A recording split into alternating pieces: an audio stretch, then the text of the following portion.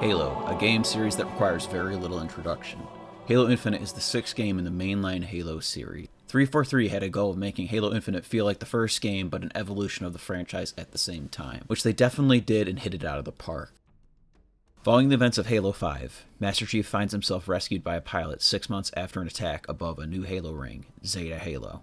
Alone, he must unravel a new mystery about Zeta Halo, all the while working to rebuild the UNSC foothold on the ring. Halo Infinite is a great game in the series for new and old fans alike.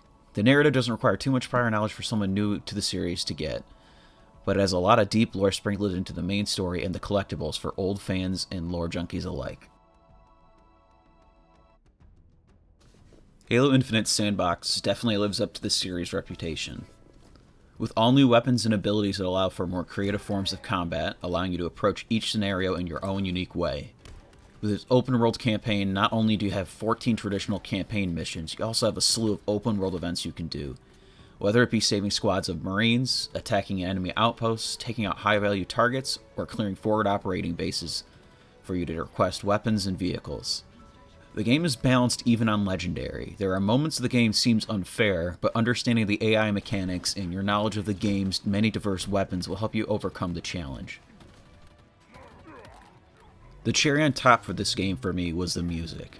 Halo has always had amazing and recognizable music to almost every gamer. Halo has used its music very sparingly, and the developers know when to use it. This game had a moment that literally had me tearing up with joy, with moments that were callbacks to the original Halo trilogy.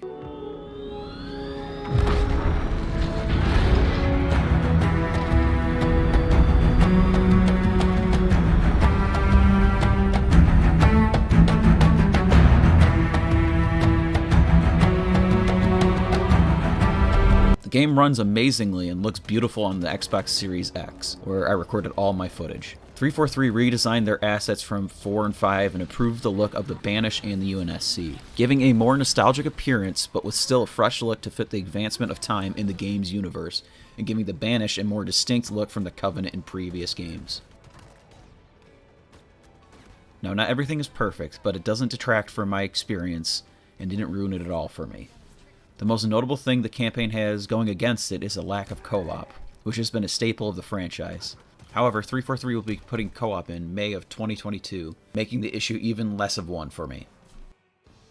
Halo has been one of the most influential game series in my life, and this one will definitely go down as one of my favorites, if not competing for my favorite with Halo 3.